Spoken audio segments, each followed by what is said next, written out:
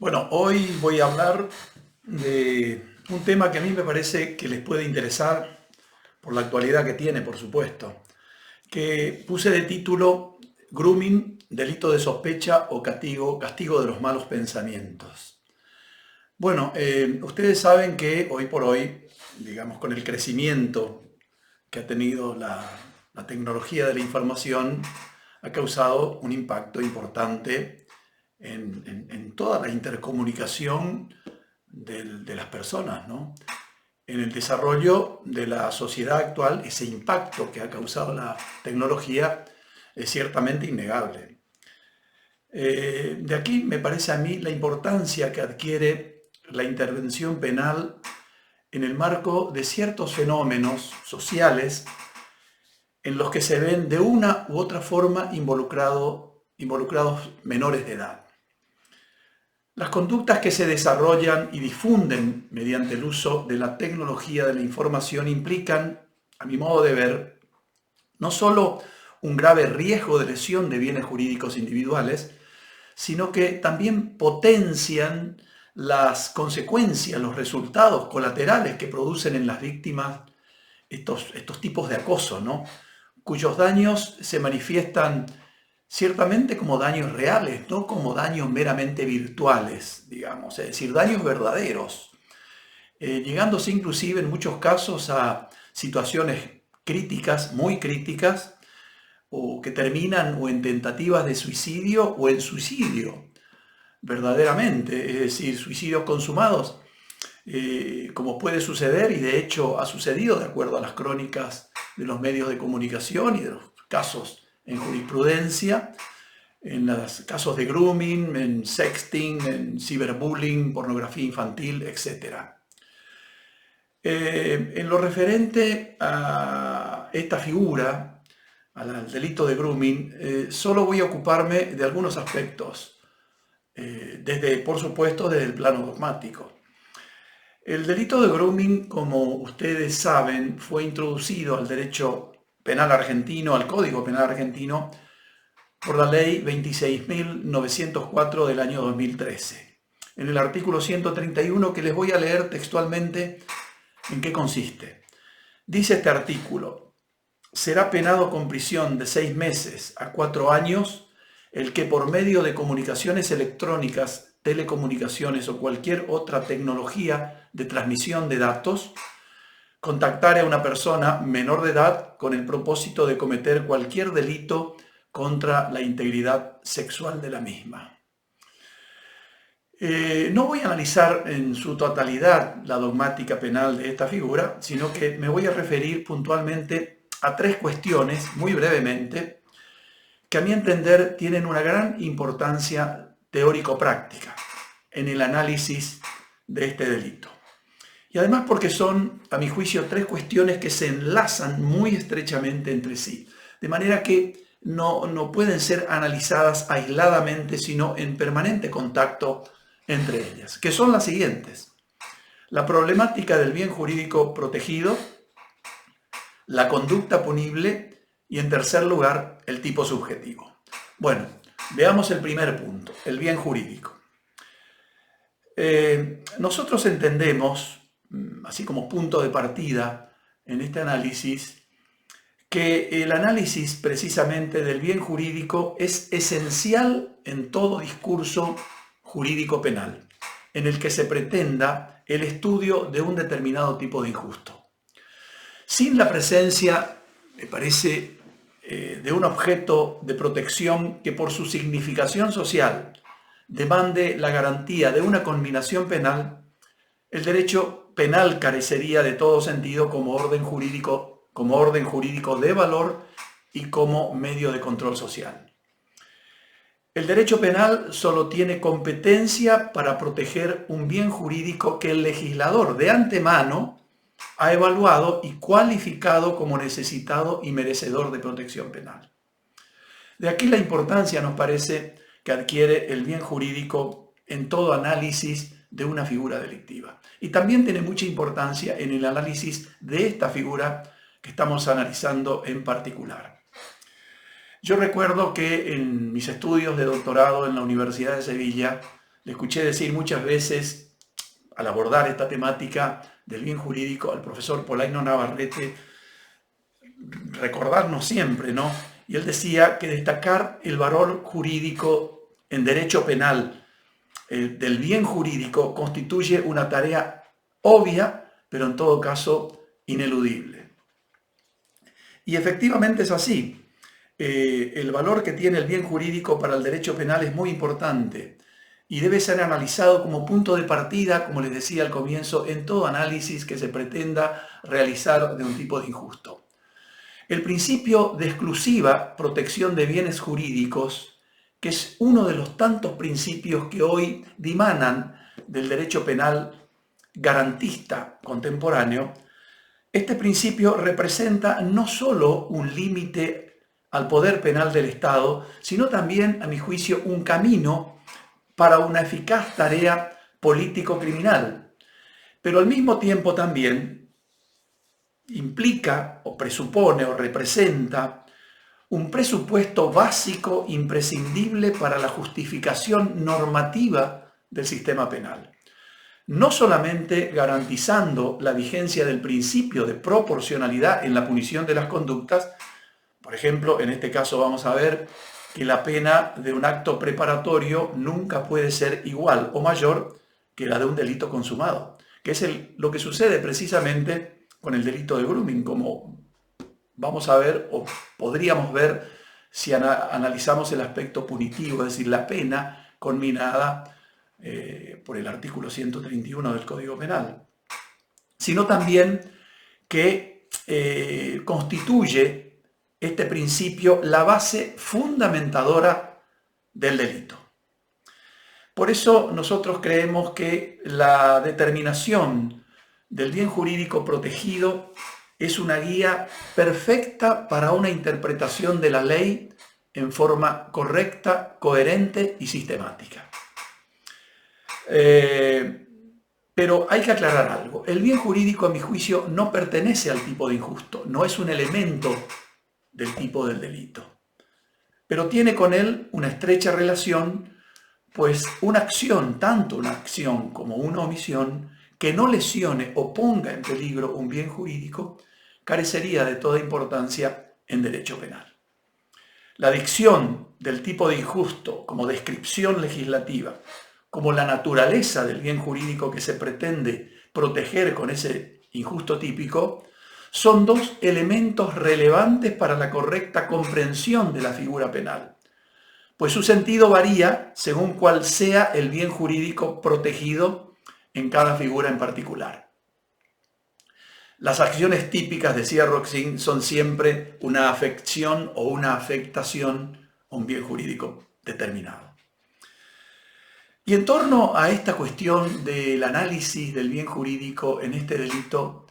existe una enorme controversia doctrinaria.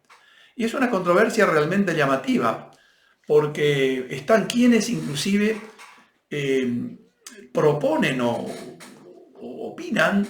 de que en estos delitos no se compromete ningún bien jurídico, como vamos a ver en un rato más adelante. Desde el punto de vista político-criminal, no resulta fácil, indudablemente, determinar cuál es el bien jurídico protegido en este delito. Son muchas las opiniones doctrinarias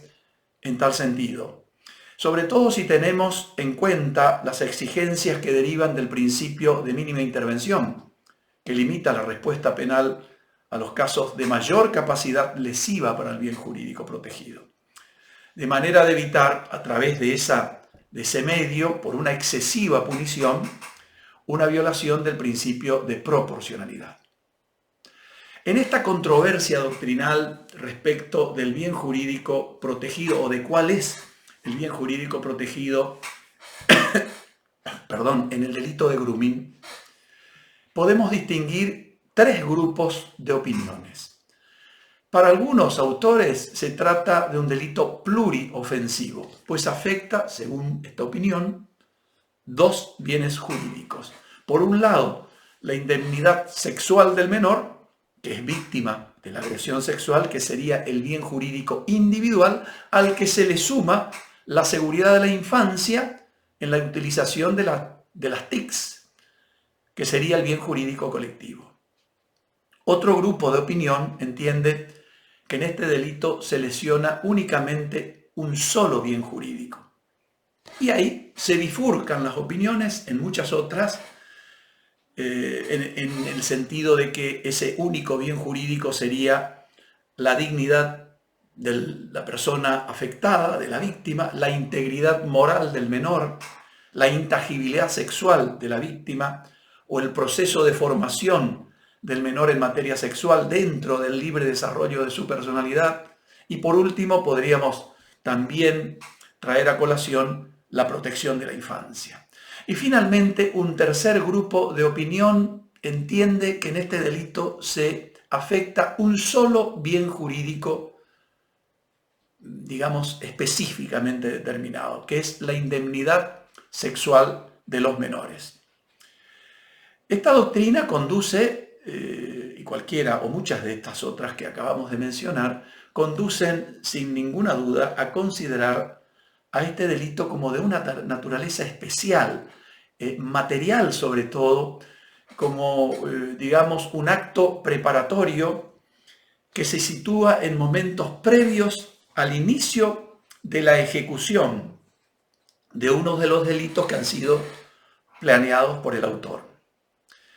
Ahora, como les decía hace un rato, también están quienes piensan que en este delito no queda comprometido o no se afecta ningún bien jurídico en particular, ni siquiera en general, y que la inclusión de este tipo de figuras al Código Penal es una inclusión innecesaria. No existen estadísticas que permitan acelerar o conocer a ciencia cierta. Como dato criminológico, podemos decir que menores de 13 años sean contactados por Internet y estos a su vez acepten el encuentro que se les propone. O bien que se trata de un problema o de una respuesta a un problema real de la sociedad, o es más bien un problema que existe, según dicen estos autores, en el imaginario colectivo. Lo cierto es que estos autores o este grupo de autores que piensan de esta manera, es decir, que en este delito no se afecta ningún bien jurídico, en esta dirección, dicen, se produce un adelantamiento de las barreras de protección puniendo meros actos preparatorios. Y esto implica precisamente la aparición de un delito de peligro abstracto o incluso de sospecha, que supone, según esta opinión, la quiebra del principio de lesividad, con el que se castigan las meras intenciones. Escenario en el cual difícilmente se pueda argumentar la lesión o la puesta en peligro de un determinado bien jurídico o algunos bienes jurídicos a menores de edad. Nosotros creemos que este último grupo de opinión al que me acabo de referir, que plantea la tesis de la inexistencia de un bien jurídico en este tipo de delitos, tal vez pueda ser la consecuencia o de analizar una técnica legislativa incorrecta o mal escrita, inadecuada o contradictoria con ciertos principios del derecho penal de un Estado constitucional de derecho, como serían los principios de taxatividad, proporcionalidad o de mínima intervención penal, etc. O bien es una opinión que proviene de países en los que no existen estadísticas confiables acerca de estas conductas. Sin perjuicio de ello, nosotros creemos que pese a las deficiencias técnicas que presenta la descripción del tipo de injusto que contiene el artículo 131 del Código Penal, como veremos más adelante, nosotros creemos que sí, efectivamente, en estos delitos se presenta un bien jurídico necesitado de protección penal. Sobre todo cuando la tutela normativa tiende a resguardar la integridad o el desarrollo sexual de un menor de edad. De acuerdo a la ubicación que el legislador ha seleccionado para esta infracción, insisto, artículo 31, en el libro segundo, en el título tercero del Código Penal, surge con una clara evidencia que lo que se intenta proteger es la libertad sexual de menores de edad. Esto es, el derecho que tiene toda persona que no ha cumplido los 18 años de edad de ejercer libremente su opción sexual, es decir, el derecho a su autodeterminación sexual. Por cuanto se entiende que en esa franja etaria de que la sexualidad de estos menores con otras personas, con excepción de la practicada solitariamente, redundaría en un daño o perjuicio para su formación o para el desarrollo de su personalidad en el futuro. Teniendo en cuenta de que la norma en análisis que estamos analizando no hace ninguna diferenciación entre menores de determinada edad, lo cual me parece que es un defecto técnico muy relevante, muy notorio. Por ejemplo, no debe tener, a nuestro entender, un mismo tratamiento punitivo la situación de un menor de 14 años que la situación de un menor de 17. Este referido derecho a la autodeterminación sexual quedaría de ese modo, ¿no es cierto?, siendo no otra cosa que una ficción normativa, orientada a fijar un distinto tratamiento punitivo en la razón de edad del menor, lo cual implica en los hechos, de un lado, la prohibición o limitación del ejercicio de ese derecho, que por otro lado se les otorga, castigando conductas que serían típicas si fueran realizadas por adultos. Nosotros no compartimos la idea de que el bien jurídico sea un bien jurídico colectivo, es decir, un bien jurídico que afectaría a un número indeterminado de personas, un bien jurídico universal como es justamente la seguridad de la infancia o la infancia entendida en sentido general. Por cuanto, si esto fuera así correctamente, todos los delitos en que se ven involucrados menores de edad como sujetos pasivos deberían orientarse hacia la protección de un tal bien jurídico. Por otro lado, el delito no consiste ciertamente en contactar menores en general, sino a un menor en forma específica, un menor en forma determinada de una determinada franja etaria. Es decir, a un concreto menor de edad cuyo contacto ya perfecciona el delito, como vamos a ver en un rato más adelante. Además, creo yo que dicha categorización no podría predicarse en el derecho argentino por cuanto el legislador ha trazado un límite etario del sujeto pasivo en los 18 años, etapa en la vida en la que el menor ha dejado de ser un infante para pasar a ser un niño o adolescente con plena o relativa, según veamos cada caso en particular, capacidad para decidir libremente sobre sus preferencias en materia sexual.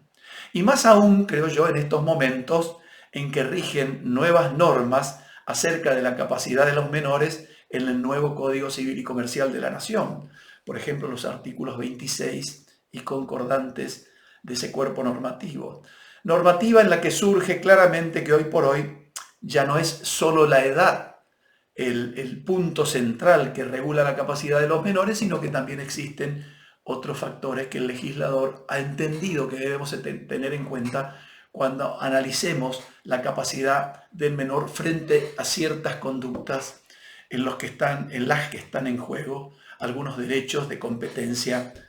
exclusiva de ese menor, como es la libertad sexual, indudablemente. Ahora, el delito de grooming, tenemos que dejar en claro, no es un delito informático, sino que es un delito sexual que se singulariza o se caracteriza o se diferencia de otros fenómenos que también ponen en peligro o lesionan la intimidad sexual de personas menores de edad, como otras formas de acoso, como el bullying o acoso escolar, por ejemplo, sino que se especializa este delito porque el autor simplemente hace uso de un medio informático o telemático para lograr sus objetivos sexuales. Si lo que el sujeto, el autor de este delito, el pedófilo, llamémosle así, el pervertido sexual, el sujeto activo se propone en el contacto informático llevar a cabo alguna forma de abuso sexual, una violación, un estupro o algún otro delito contra la integridad sexual del menor, por ejemplo,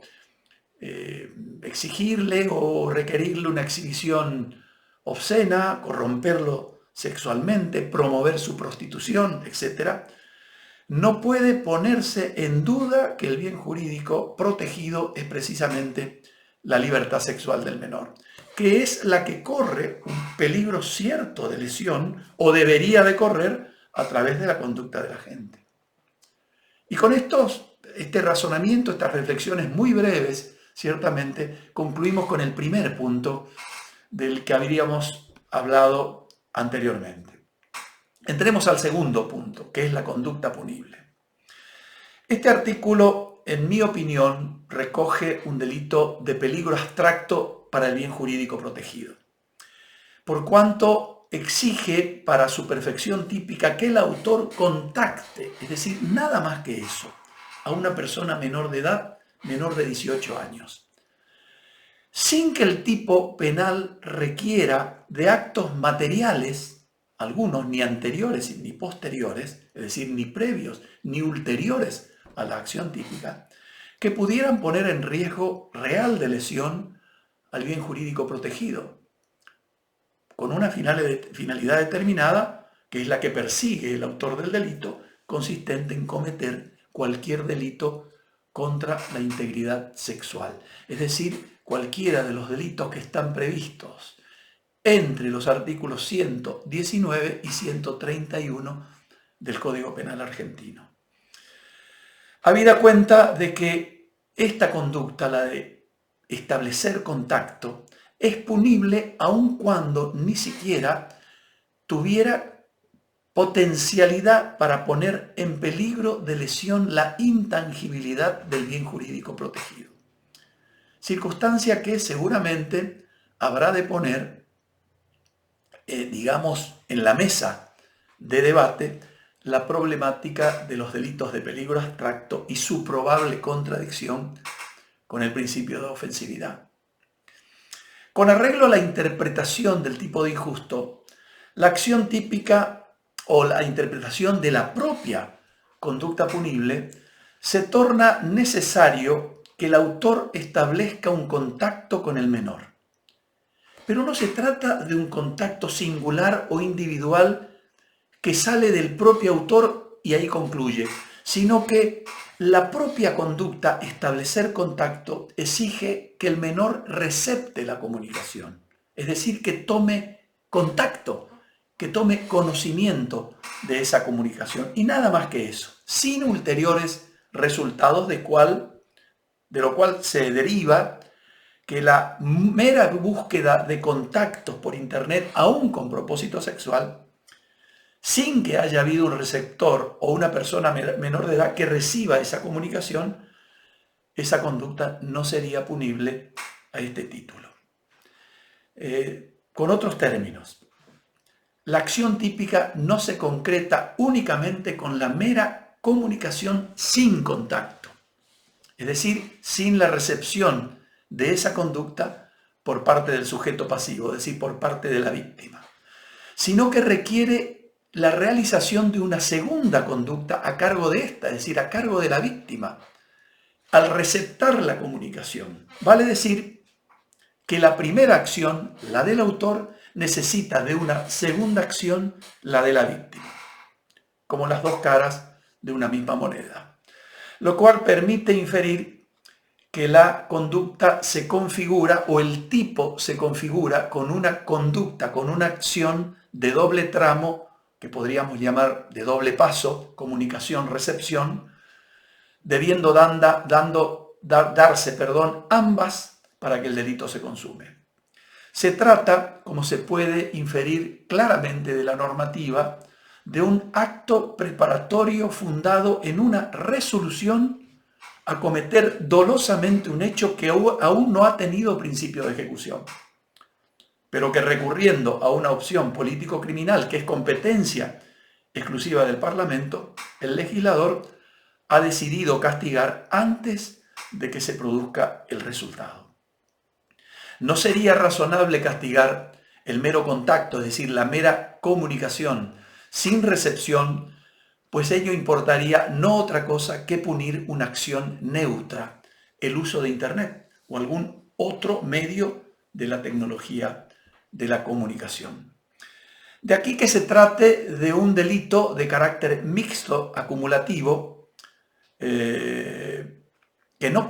no se trate de un delito mixto de carácter acumulativo como es, por ejemplo, en el derecho español, sino de un delito, como les decía, de acción doble o complementario o de doble tramo, o un delito compuesto de varios actos, la acción de contactarse y la acción de recepción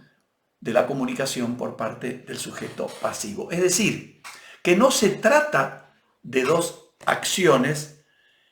que deben ser realizadas por una sola persona, sino de una única acción que es llevada a cabo por dos personas, pero que la ley castiga a solo una de ellas. El problema que tiene esta solución, que nosotros creemos que es la única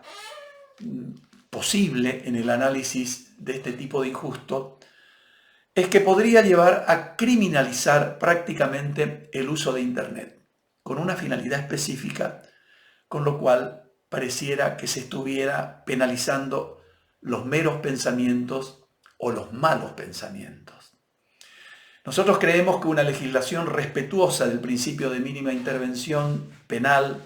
debería haber previsto, en este caso, una conducta menos vaga, menos genérica y más descriptiva del fenómeno, requiriendo, si no actos físicos de acercamiento al menor o la realización de un encuentro con el menor como acto ulterior, que es la finalidad que campea en el plan del autor, sino al menos ciertos actos conducentes a que dicho encuentro se produzca en la realidad. Hubiera sido tal vez conveniente o más conveniente que el legislador recurra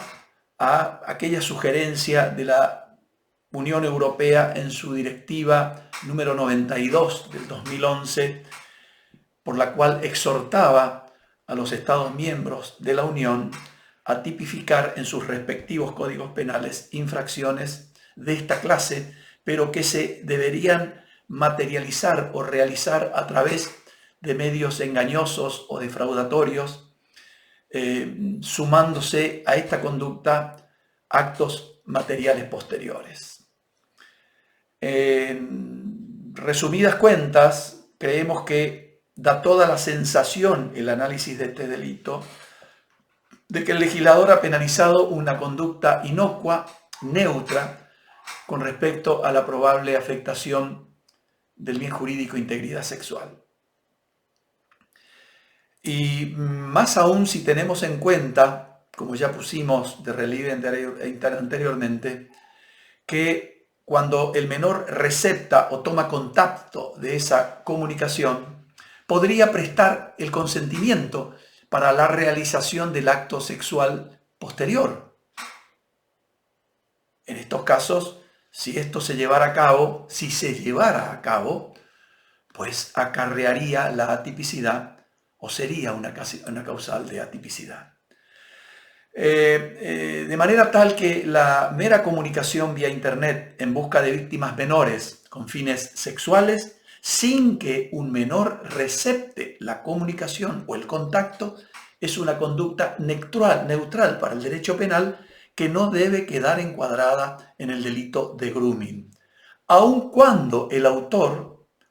haya desplegado la conducta con fines sexuales ilícitos o con malos pensamientos. Veamos el tercer punto, el tipo subjetivo. El delito de grooming, como se puede inferir realmente del propio tipo de injusto, es un delito doloso que admite solo el dolo directo. Pero como se trata también de un delito de tendencia sexual, la norma, el artículo 131, demanda la concurrencia de un elemento subjetivo del tipo específico, que es un elemento adicional al dolo, un elemento ultraintencional, consistente, como ya vimos, en el propósito o la finalidad de cometer ulteriormente un delito sexual en perjuicio de la víctima, del menor de edad. La importancia que tienen estos elementos subjetivos del tipo que se adicionan al dolo propio del delito de que se trate reside en que su inexistencia deriva en la atipicidad de la conducta. Vale decir que la exigencia de este singular elemento subjetivo en el tipo de injusto confirma la tesis justamente de que lo que el Código Penal castiga no es precisamente la acción de contactarse con un menor de 18 años. Fíjense ustedes qué rareza, ¿no? Qué cosa extraña. La conducta punible consiste en establecer contacto, como dije hace unos momentos. Sin embargo, el análisis más profundizado del tipo de injusto nos permite inferir, nos permite ver que lo que el Código Penal realmente castiga no es el establecer contacto solamente con un menor, sino la finalidad sexual ilícita del autor, es decir, los fines perseguidos por el sujeto activo, que consisten en cometer un delito sexual. Ese es el punto de castigo, el punto central que tenemos que pensar y tener en cuenta qué es lo que castiga la ley en este caso. Vale decir que estaríamos frente a una conducta típica, pero como esa conducta, digamos, por ejemplo, que no haya sido receptado del contacto por el menor, no puso en peligro de lesión ningún bien jurídico, que en este caso sería la libertad sexual del menor, esta conducta típica dejaría de ser antijurídica. Por lo tanto, no existiría delito. Siempre claro está para aquellos que son partidarios de que los delitos de peligro abstracto son inconstitucionales por afectación del principio de lesividad, que no es el caso que vamos a discutir en esta charla. Yo creo que en esta situación, en este caso específico, da toda la sensación de que el legislador ha invertido el mecanismo político-criminal en la formulación de los presupuestos de la incriminación penal. Pues se ha recurrido, nos parece, en primer lugar, a la descripción típica, al telos de la norma, en vez de recurrirse a la indagación, a la investigación, primeramente, de cuál debiera ser o habría de ser el bien jurídico a proteger en esta figura de delito, justamente. Y una vez teniendo en claro esta cuestión, es decir, habiendo esclarecido cuál es el bien jurídico que tenemos que proteger, proceder a la redacción del tipo de injusto. Si se hubiera procedido de esa manera, creemos, tal vez se hubiera tipificado un delito de peligro concreto en vez de un delito de peligro abstracto. Y de ese modo evitar una probable contradicción con el principio de legalidad en su modalidad específica de ley o lex certa o mandatos de determinación, e inclusive, creemos, se estaría garantizando aún más la indemnidad del principio de lesividad. Sin embargo, el legislador hizo las cosas al revés, según nuestro ver. Optó por una descripción abierta, indeterminada, genérica, muy difusa, tipificando un delito de peligro abstracto. Es decir, tipificando una conducta o sancionando una conducta de peligro sin peligro para ningún bien jurídico. Por cuanto, ya como vimos, la sola comunicación, recepción, delito, recuerde, de doble paso, de doble tramo, con el menor, con una finalidad sexual ilícita, ya perfecciona el delito, aun cuando el bien jurídico, en este caso la libertad sexual del menor, no haya corrido ningún peligro de afectación. Una descripción de estas características implica ciertamente, a nuestro modo de ver, una intervención arbitraria del Estado en la esfera de libertad de los ciudadanos. pues sanciona una conducta que en sí misma no acarrea ningún peligro para el bien jurídico con esa norma se ha querido proteger. Este razonamiento pone al descubierto, nos parece, no solo la importancia de que tiene el bien jurídico a la hora de sancionar o de describir una conducta o una norma penal, como acabamos de señalar, sino también la importancia que tiene la eficacia o no de la técnica empleada por el legislador en su tarea político-criminal. Es decir, en resumidas cuentas, no existe el delito de grooming en sí mismo. La mera comunicación electrónica con un menor, aún con propósitos sexuales, en principio no es delito, sino solo y cuando el autor persiga, como vimos, una finalidad sexual ilícita, o sea, perpetrar un delito sexual de los tipificados en el título tercero del libro segundo del Código Penal. Fíjense ustedes que el delito de grooming, tal como está redactado en la norma penal del digesto punitivo en nuestro país, lleva al siguiente absurdo. Piénsese en este ejemplo. ¿Qué pasaría si el agente establece el contacto con el menor con fines sexuales ilícitos, pero al tomar contacto material ulteriormente con el menor en el mundo físico, con un menor que tiene la edad y madurez suficiente, de acuerdo al Código Civil, para tomar sus propias decisiones en materia sexual? Presta el consentimiento para la realización del acto sexual que deciden entre ambos, entre el autor y el menor. La pregunta sería, ¿cometería el autor este delito del artículo 131 del Código Penal? Pues sí, la respuesta debe ser afirmativa. Sí cometería este delito. Pues, como vimos, nada aporta al tipo penal el hecho de que el menor haya prestado el consentimiento o haya accedido voluntariamente a mantener una relación sexual. Circunstancia que a nuestro juicio pone claramente al descubierto que el legislador lo que aquí ha castigado son simplemente los malos pensamientos. Y de esta manera se pone en contradicho el aforismo cogitationes poenam nemo patitur. Los pensamientos no pueden delinquir. De aquí que se pueda afirmar que siendo el primer elemento del delito la acción o la omisión, no puede configurar un delito el mero pensamiento o la mera resolución delictiva sin que se haya trasladado ese pensamiento o esa resolución al exterior, que es el caso de los actos preparatorios, es el caso justamente de este delito que estamos analizando. Ni tampoco sería un delito la simple disposición de ánimo o deseos, por más reprochables